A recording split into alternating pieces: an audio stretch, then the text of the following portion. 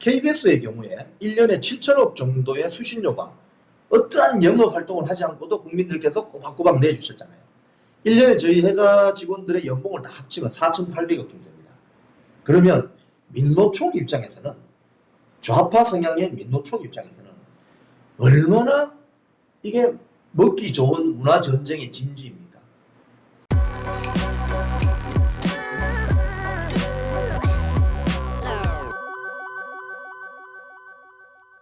KBS는 MBC 할 것 없이 민노총 언론노조 세력이 민노총 그 노조의 주요 간부를 했거나 위원장을 했거나 이런 사람들이 주요 보직을 다 차고 있습니다. 사장부터 그렇죠. 사장, 김익철 사장부터 김덕재 부사장, 본부장들 할 것 없이 보도국장 같은 경우는 사실 뉴스를 아주 책임지는 핵심 보직이지 않습니까?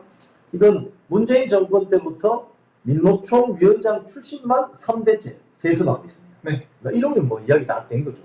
그래서 민노총이 사실상 장악하고 있다고 보면 됩니다.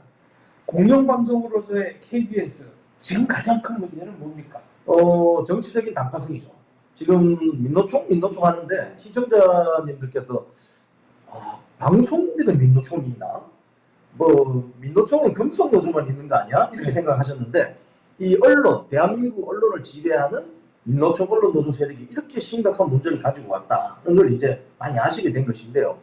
이 민노총 언론노조의 가장 큰 문제점은 조직 강령에 노동자의 정치 세력화를 추구하게 되어 있습니다. 네. 그래서 지방선거, 국회의원 선거, 대통령 선거 때마다 좌파 성향의 어떤 정당들과 정책 협약식을 해왔어요. 사실상 대한민국의 내노라는 기자, PD, 아나운서 등등 직종들이 마치 그 특정 정당을 지지하는 듯한 그런 뉘앙스를 주면서 정치에 직간접적으로 개입한 겁니다. 이거 현행법 위반 아닙니까? 공영방송 종사자들은 정치활동 못하게 돼 있어요. 네, 지키게 돼 있죠. 특히 KBS는 엄격한 그 정치적인 기준이 요구되죠. 그런데 노동법상의 보호를 받는 노동조합 조합원이라고 해서 이제 피해가는 거죠. 그런데 그 사람들이 결국 방송 프로그램을 만드는 기획하고 편집하고 인터뷰 섭외하고 모든 역할을 하기 때문에 이 사람들이 특정 정치 세력에 편향되어 있다는 것은 상당한 이 불공정성이 유발이 되는 겁니다.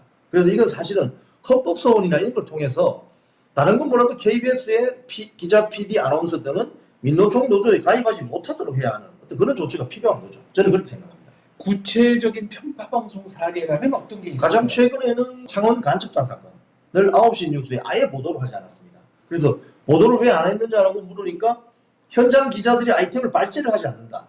이렇게 어처구니 없는 말을 했어요.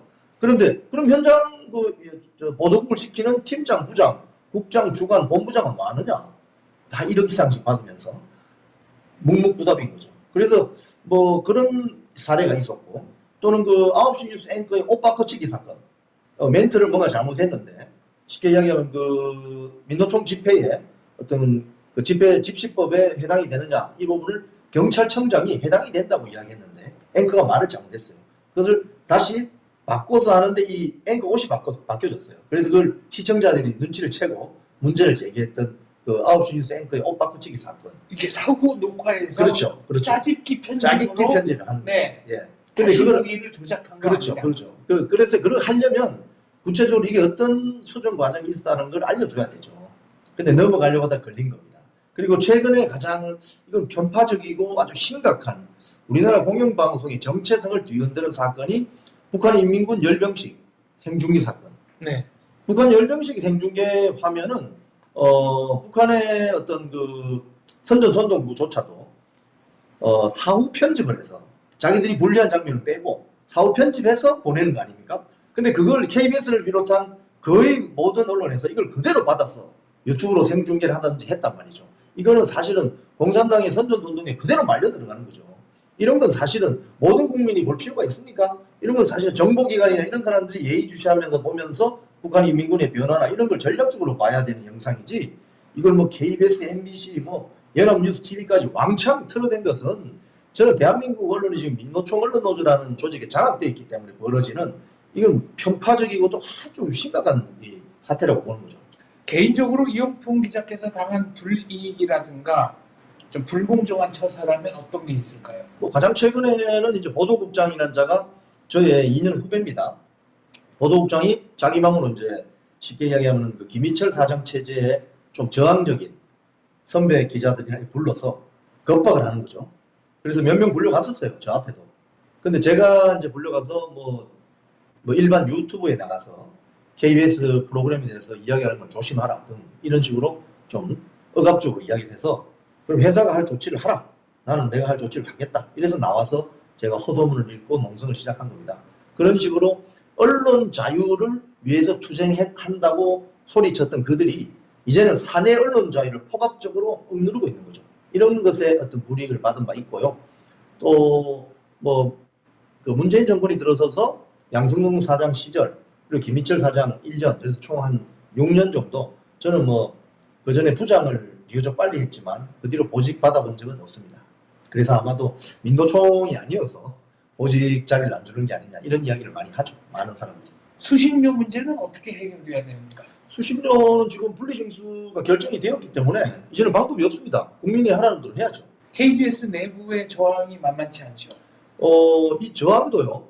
KBS를 발전시키는 차원에서 저항이 있을 수 있고 아니면은 민노총 자기들만의 목숨을 부지하기 위해서 저항하는 것도 있죠. 지금 국민들께서 수신료를 못 내겠다 하시는 분들이 많잖아요. 왜 그렇겠습니까? 편파 왜곡 방송을 하니까 시청률이 떨어지고 시청률이 떨어지니 광고 영업이 잘 안 될 것이고 경영 적자가 되고 이게 악의 악순환이 되는 겁니다. 그래서 국민들의 목소리를 KBS 직원들은 잘 들어야죠. 그런 측면에서 수신료 분리징수는 국민들이 그동안 참다가 이제 폭발해서 KBS라는 조직에 회초리를 댄 것이다. 저는 이렇게 판단합니다. KBS가 이렇게 민노총의 뭐랄까요 영향권 안에 들어간 이유라면은 뭐가 있겠습니까? 이건 이유라기보다는 이제 배경일 수도 있는데요. 민노총 세력이 본격화된 것은 2009년도 김인규 사장이 오면서 김인규 사장의 개인적인 어떤 특보 사장 이런 식으로 이제 꼬투리를 잡아서 원래 단일 노조였는데 사원행동이라는 걸 만들어서 이 세력이 나갔습니다.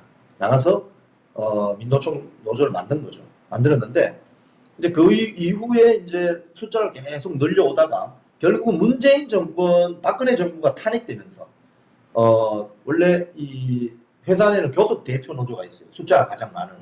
지금 제가 소속되어 있는 KBS 1노동조합이 교섭 대표 노조였습니다. 그런데 문재인 정권으로 정권 교체가 되면서 민주당의 언론 장악 문건 시나리오가 나오잖아요. 2017년 5월에 문재인 정권이 집권을 했는데 2017년 8월 말에 민주당 의원 워크숍에서 공영방송 장악 시나리오 문건이 나옵니다. 그대로 어떻게 보면 결과적 사후적으로 봤을 때 그대로 민노총 세력이 홍위병 완장차고 언론을 장악하는데 앞장선 거죠. 행동대원으로. 그러면서 민노총 세력이 급속하게 불어나기 시작했어요. 그래서 교섭 대표권이 지금 민노총 노조로 넘어가 있는 상태입니다. 당시 강규영 고대영 이사를 해임하면서 KBS 조합원들이 강규영 교수가 근무하던 학교까지 찾아가고 또 거주지 주변에서도 좀 소요를 일으켰다고 해야 될까요? 네. 아무튼 물리력을 보였습니다. 네. 그때는 사실 이 민노총 세력이 조직을 운영하는 어떤 그런 행태를 보면 목적이 모든 수단을 정당화해요. 이 자들은 목적이 모든 수단을 정당화합니다. 그래서 쫓아내야 될 이사를 먼저 타깃팅을 하고 주로 대학 교수들, 특히 사립대 교수들이 타깃팅이 많이 됩니다. 왜?